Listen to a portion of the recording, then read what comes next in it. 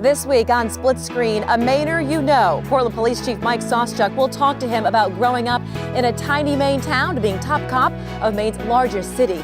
And his work is being sought after by some of the world's biggest art collectors. We'll introduce you to Ahmed Alsoudani, a Mainer you should know.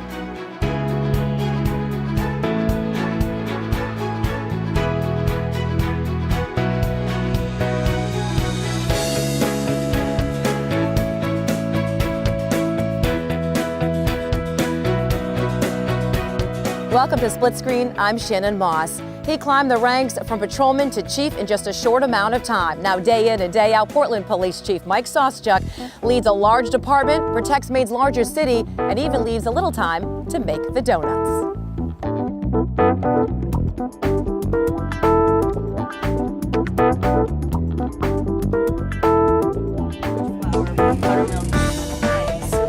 And we roll it out till it's about a ½ inch thick. Simply hand cut each and every one. And it's very, very brainless. It's just... She hasn't met brainless. us yet. Okay, all right, she perfect. hasn't met us Perfect, yet. yeah. There you go. A little bit of flour on your hands helps. Good luck. All right. Thank you. Let's dig in. All right, you first. Okay, well, we're supposed to do a little flour. action. I'm already not paying attention. Work with me. Work with me. I'm sorry. So what is it with cops and donuts? That's a great question, right? actually. When I found out it was going to be here today, I was very impressed. I think it had to do initially with the shift work that police officers would do and what was open and what wasn't open. I think it's funny now, most of our cops are eating granola bars and, not donuts, and water, right? but I am not afraid of a good donut, that's for sure. Well, so these we're look pretty great. excited today. This is kind of fun, right? Yeah, this is great. This is great. You are from a very small town. Absolutely. And you are a Yeah. born and bred. Yes, I've been up in Franklin counties where I grew up in a small town called Madrid up there, which is in the Rangeley Lakes area. Like you're talking about really tiny. Very small town, yeah, absolutely. There's no lights, there's no stores, there's no nothing. There's just a lot of good people up there, and everybody works hard, and it's just a beautiful place to grow up, and certainly now to visit. How do you think that growing up in that small town shaped kind of who you are as a person? I think Hold on. There we go. I got it. Go ahead. That's a tough one. Go ahead. I got it. I was going to call for some backup on that. I think that you learn about work ethic and that blue collar approach speaks to the heart of Maine. That common sense, reasonable people. They care about each other and they work incredibly hard every single day. So I credit certainly my parents and that entire area and friends and family, and without question. And then you went into the Marines. Let's give it a little background here, a little history. Oh, okay. Well, I went to high school up there in that area, Mount Abram High School, and then I joined the Marine Corps in 1988. Spent 5 years in the Marine Corps and went overseas. I was on embassy duty for a few years, so I was in Moscow and I was down in Central America in El Salvador. So I spent some time there, and then I came down to Portland in 1993 when I got out of the Marine Corps, and went to the University of Southern Maine, right locally here, with a degree in criminology. That's great. All right, so are we ready for our next step? Yes. And then we're going to get back to... It's much better when they're cooked, so I think we should probably get to Oh, we got to cook them? Perfect. Kind of forgot that. See, thank you very much for your expertise. Thanks, Lee. This is perfect. That's why you get... to make That's why you get the owner here to help you out. Always a Marine, by the way, never former or ex, right? Once a Former, Marine, not always. ex. Right, Yes, that's absolutely. That's yeah, the distinguishing. no question about it. Yeah. But then you came back with criminal justice? Yeah, and I was a criminology bachelor's degree from University of Southern Maine, and so I've been with Portland PD since 1997. Right, and you've been on the SRT team, the tactical team, you worked at the Maine Drug Enforcement Agency, you've kind of done a whole bunch of different It's a great department, and there's a lot of options to work internally and to stay fresh and to kind of be well-rounded from a professional development perspective. It's a lot of fun. There's a lot of great stuff to do. It's an incredible career. And did you ever think that you would be the chief of the Portland Police Department? Especially growing up in absolutely Madrid? not. I never thought of it. And actually, when I was at the Portland Police Department, I never thought that I'd be the chief, and I didn't think I'd be the chief making donuts at the Holy Donut either. So that makes for a pretty good day. Well, look at that. His goal has been reached, right? Exactly. What else Exactly. is there to do? Yeah. I've checked off another box, so it's perfect. I know this is just between me and you. Don't tell the citizens of Portland I'm down here making donuts with wearing an apron. I'm not sure how that's going to go over. I don't know, they might like to see that, That could be. You're definitely involved in the community. I am clearly. multitasking here today, absolutely. Perfect. finishing touches. Perfect. I think that's great. And I'm happy to give you a nice warm one on a plate. Ooh, the best Sounds part, good. right? How Eating. do you go wrong with that? Eating it. Love it. Perfect. Perfect. When we come back, the #1 problem police in Portland and throughout Maine are facing.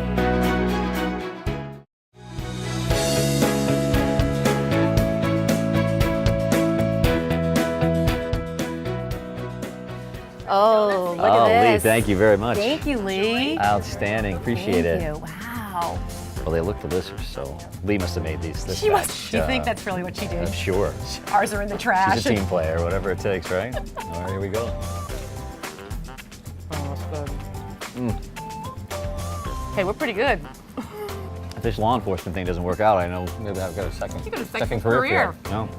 City of Portland, obviously, Yep. biggest city in Maine. You are at the helm. What is the biggest problem right now, do you think, that the city is facing?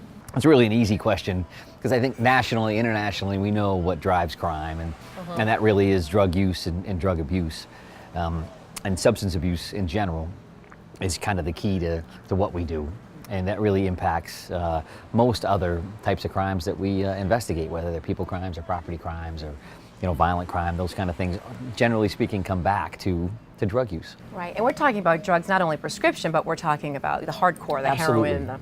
Yeah, your more traditional illegal street drugs in comparison to the last 8 to 10 years where there's really been that huge swing to prescription drug diversion. One thing that we need to continue to do is maintain those strong relationships with our state partners at Maine Drug Enforcement and at the federal level with DEA, as well as most importantly from my perspective is those community contacts. Because we can't do anything, without community assistance. And we want the neighborhoods, we want people to call when they see something. They know when something's out of place. So those phone calls are incredibly important to us. So anytime we get a chance to get out and build relationships, that's really what it's about for me, from a chief's perspective. And that's what I expect our officers and our civilian employees to do as well. Do you need more numbers? We need more men and women? I would always take more men and women. I mean, resources are where it's at. I wish I had more officers that I could focus just solely on drug enforcement.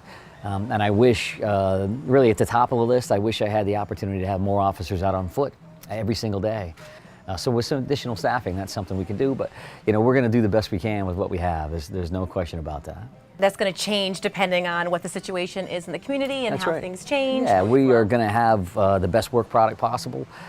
When somebody calls 911, we are going to come. We're going to be professional. We're going to be compassionate, and we're going to do the job to the best of our abilities. And that's whether it's just me by myself, or we've got 162 police officers who are all out doing the same job. With very mission-driven, very victim-centric kind of law enforcement. And again, I'm just very proud of the work they do every day. I can get all excited when Yeah, you talk, absolutely. especially your guys It's and the good men and people. women. You are so proud of them, and I Yeah. can tell because your face lights up Yeah. when you talk about them. So what's the most exciting part? Well, I think the most exciting part is really when you have an opportunity to truly make a difference when you're talking about victims and you're talking about whether it's that call or a broader base. Have you impacted an individual, a family, a building, a neighborhood, a community? At any one of those levels, that's why we do this job. Because I can tell you, it's not an easy job for officers, and they see some crazy stuff out there, even in an incredibly safe place like Portland. I mean, stuff happens. That's a good point that you bring up, is talking about, we are very fortunate and we do live in a safe state, and Yeah. Portland is relatively, compared to other cities, a safe city, but there is crime, and there's bad crime. Oh yeah, without question. The state of Maine is traditionally in that top 3, nationally as far as a very safe state to live in. But it doesn't matter to you if you're the victim of crime. If your car gets burglarized or there's some kind of an event with your family, you don't care about percentages. You care about that particular incident. Well, really, you have to feel safe. And in that perception versus reality is a big piece of what we do as well. I mean, we want to make sure we're educating the public about what they can do to make themselves safer, and utilize our education and training and our experience to get the word out. Most frustrating part of the job? We deal with the situations as they are. I mean, we need resources. I want to make sure our officers are respected, with raises and our employees in general. But it's tough because everybody, the private sector, the public sector, governments, everybody's having a tough time. It's a difficult climate for everybody to be in, because these are people, they're friends, they are family members.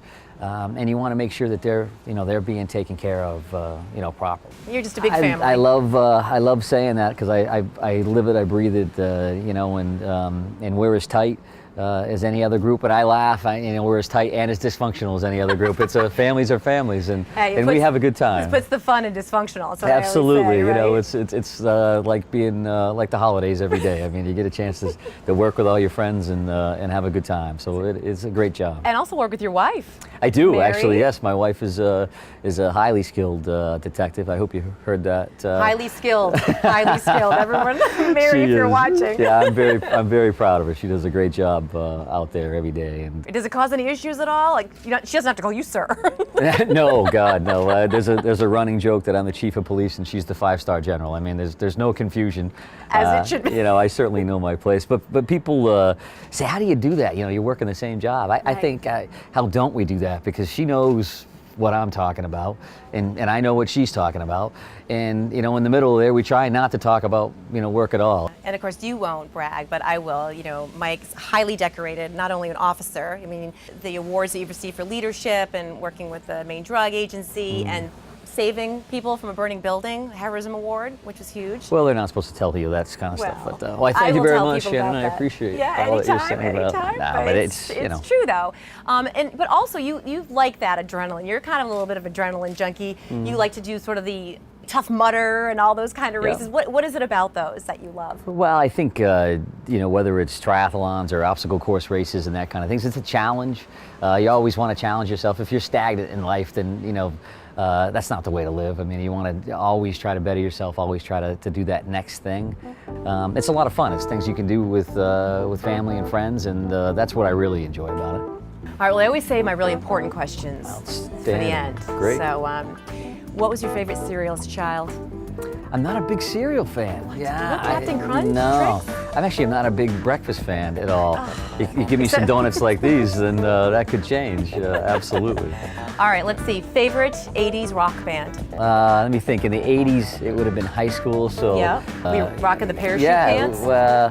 In Franklin County, we weren't rocking the parachute pants. No, that's not something. Did the 80s not hit Franklin County? We were very lucky that that wave never came through Franklin County. It's a blue jeans community, and always will be, and we're thankful for that. So there are no incriminating photos of Mike wearing parachute pants from the 80s. All right, we gotta have a favorite athlete. I liked the whole Michael Jordan era, a true winner, somebody that was very driven.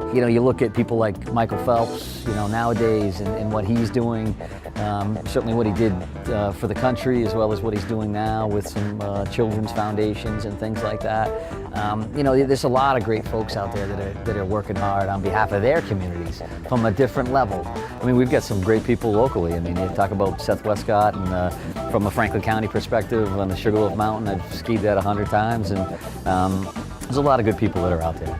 Beach or the woods? I think I know the answer to that. Yeah, I'm a woods guy, and if you can find a river in the woods where you've got a little beach space, I mean, you can't beat that, right? You're double dipping. So that's where you'll find us if we've got some time off. Perfect. Well, cheers. Absolutely. Thank you very much. Appreciate it. Thank you. Moving forward, Chief Sauschuck hopes to continue building relationships and making a difference in the community. For our fun fact, what was Chief Mike Sauschuck's favorite vacation? We'll tell you at the end of the show, but first, he's an Iraqi-born American artist who considers Maine home. We'll meet Ahmed Alsoudani, a Mainer you should know.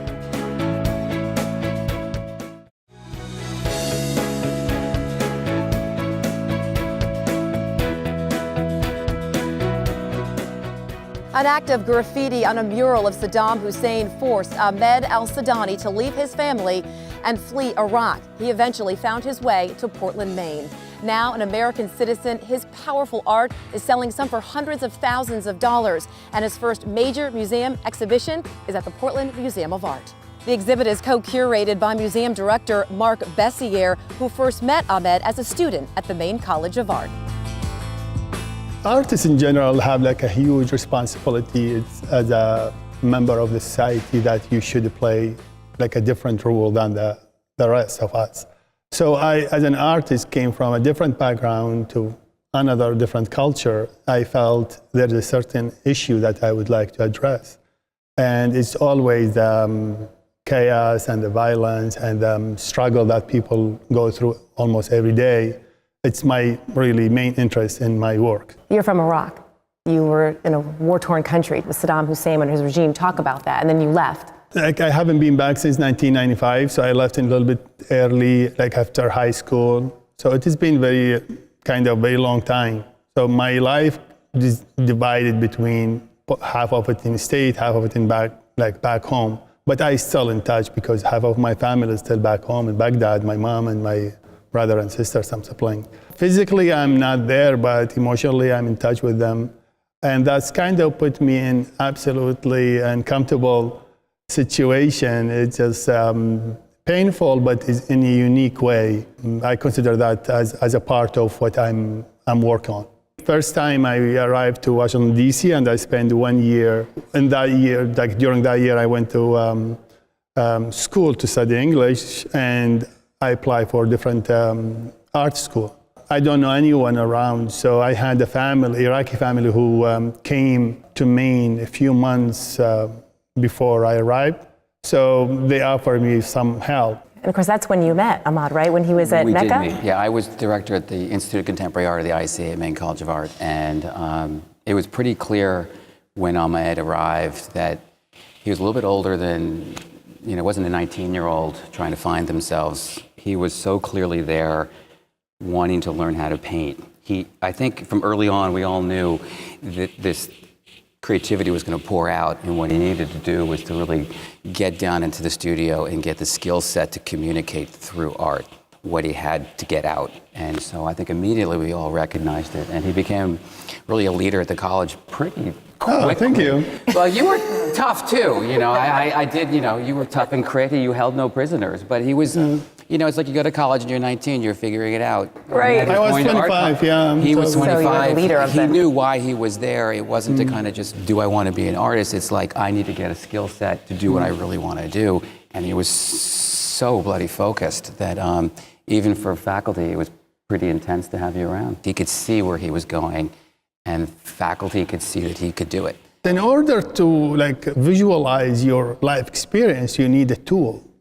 The good thing about going to institution in general and to study is just guide you step by step. And sometimes even the step that you don't like, but you have to do it because it's a part of the assignment. So I can comfortably say that I gained the tool for the painting here. And that makes him part of a huge tradition. So, we've got a Homer Civil War show up, and this could be, the context of this work is the Arab Spring. And so we loved having the opportunity to kind of showcase, Homer, the traditionally known Maine artist. Sure. And then you've got Ahmed, who's the kind of, 21st century Maine artist, someone who comes here, gained his voice. These paintings don't have anything to do with Maine, but it doesn't really matter. He gained his creative voice in the state of Maine and connected to Mecca and Portland. And that's kind of like why we early on, he's so hot right now, we needed to be the first museum show because the next one's going to be at the Whitney or LACMA. So I love our museum, but we're on a different scale. So if we got him early, we could get we knew where he was headed. So he also was very kind to put this together for us. So we're really happy. Thank you. Yeah, well, Maine is proud that you were here, that you're a Mainer. I mean, you weren't born here, so technically you're not. They're very particular about that, right? But you are. I think it's wonderful. It is. I always say that Portland is my hometown. So when I just come here, just like going back to where I come from. I try to avoid talking about Portland because it's really, I get very emotional. So. But the city means a lot to you. Of course. So you would like me to just get emotional and go back. I do. I do, yes. It's extremely lucky to just land it here because Portland made the transition between two different cultures is very smooth. And I really adapt the town, the city, it's in very short period of time. I'm absolutely lucky. When we look at these works of art, you don't look at them at all, they're not happy. And they're not supposed to be. Well, no, and they're not supposed to be, but, it's good to... Yeah. The world is not happy, and just most of us, we pretend there is... Not that we pretend, we just try to protect ourselves from the reality, how harsh it exists. This painting is just kind of reflection of what we really try to deny, because the violence, the chaos, the struggle, it exists in every day, I think, in every part of the world. It doesn't have to be war. It's just a person who wake up in the morning losing his or her job. This is an act of violence. It's just like the society or the system for that person just to face a different moment in different circumstances. So this is also an act of violence. It doesn't have to be war or. I know art is different to everybody, and everyone has a different, feelings about them. But what do you hope? Well, really, sometimes each painting is I'm hoping or I'm assuming it has a different meaning. It's a certain statement, but I'm expecting from people just to communicate with the painting. It looks like my painting has a lot of fragmentation, a lot of elements, and the way that I build them is many layers. I'm hoping the person will communicate with the painting the way that they communicate with a book, relying to their own experience and how their own experience, even if it's different, American person has a different experience than mine. You communicate based on your life with a painting. There's nothing harder in the art world than to attack war and politics and contemporary issues and make it art.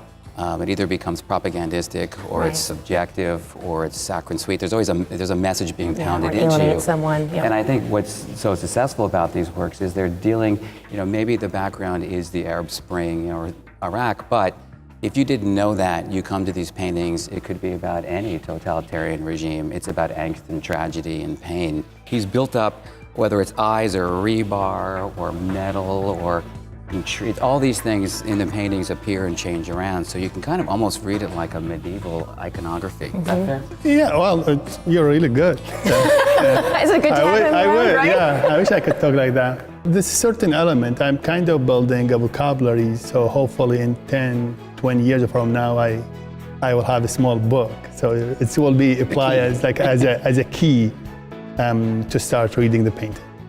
I look forward to that. Cool. Absolutely, I do too. Absolutely, yeah. And how many artists think about what's going to happen in 20 years? Ahmed's not just like he's in the studio every day, but the trajectory of what he's thinking about is, like when you arrived here, he already knows the next step, and he's not going to reveal as much, but That's okay. We'll wait. We're going to wait and see what happens. We will, and we look forward to it. Oh, thank you. Thanks, Ahmed.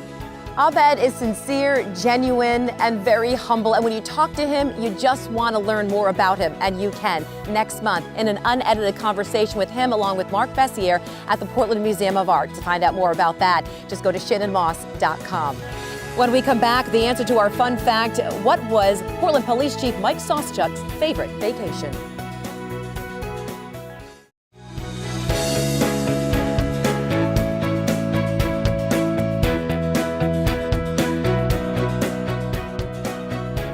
What was Portland Police Chief Mike Sauschuck's favorite vacation? A week-long rafting trip in Siberia. Thank you for watching Split Screen. For behind-the-scene photos, more information, or if you'd like to suggest someone that you'd like to see on Split Screen, go to shannonmoss.com. We'll see you next time.